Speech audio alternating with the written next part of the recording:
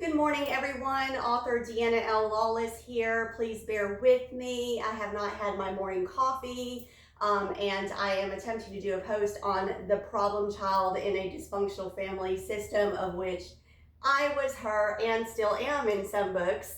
But I wanted to talk to you about this morning because I want it to be a warning to family members of the dysfunctional family system who is raising a child as a problem child.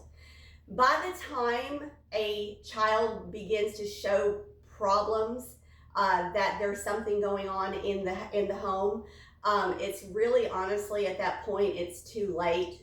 They have already realized that the family system that they're in is not trustworthy. They have already been abused, and they have already determined that they're not going to trust the direction that that family system is telling them to go. And so therefore what ends up happening is they, even if that direction is a safe way of life, they tend to veer off in the wrong direction, or hang out with the other problem children in the community. And like myself, I did end up in a lot of trouble growing up. I vandalized buildings. I did breaking and entering. I was taken to juvie one night because I was underage and drinking at a party. I mean, there were a lot of things that I did, that was wild.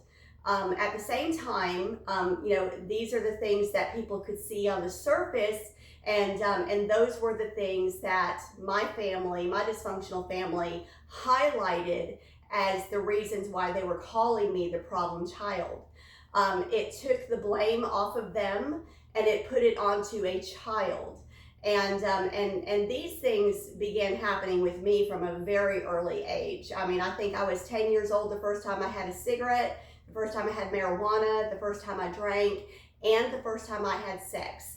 And and obviously at this point there was a lot that transpired within the first 10 years of my life, and that was during the crucial years of my brain development. So obviously I grew up feeling like the lowly child, like there was something wrong with me because nobody else was doing everything that I was doing, and I was being called the problem child. The systems were used against me.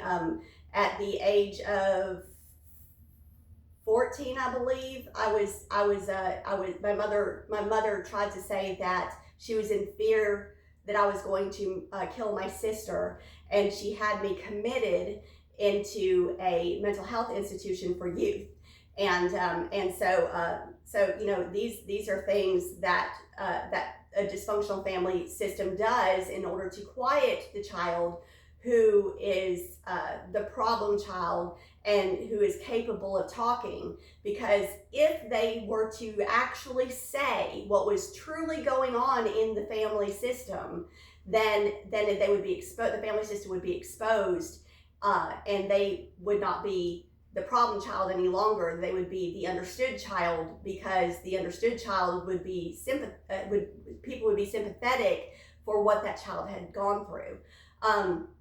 So my dysfunctional family system, from a very early age, began talking about my problems. The earliest that I'm aware of was probably around the age of 3. At the age about 8 or 9, I found a cassette tape that my mother had made for my dad, who was overseas, and apparently we had gone on a walk, and I was walking ahead, and apparently that was a no-no. You just don't walk ahead of a dysfunctional family system, because that shows too much independence. And I can remember my mother sounding very upset about that. And that actually reflects on most of my life. My mother needed everybody to be dependent upon her. She was a very controlling, obsessive controlling person. I mean, to the degree where, we had Post-it notes all over the house telling us how to function in life, and so anyway, from a very early age, she again was going around and whispering things to family members, talking about my problems to family members as though I was the problem. My surface problems did show. There is no denying that. But there was a much more sinister underlying issue that was happening in my house. My mother did not highlight the fact that both her and Dad were consistently drinking, that they were not at the house, that they would go clubbing all the time, that my sister and I pretty much were left unattended a lot of the time, and that when they were home, my mother was extremely abusive. In fact, I learned how to fight because of my mother, and it wasn't on purpose.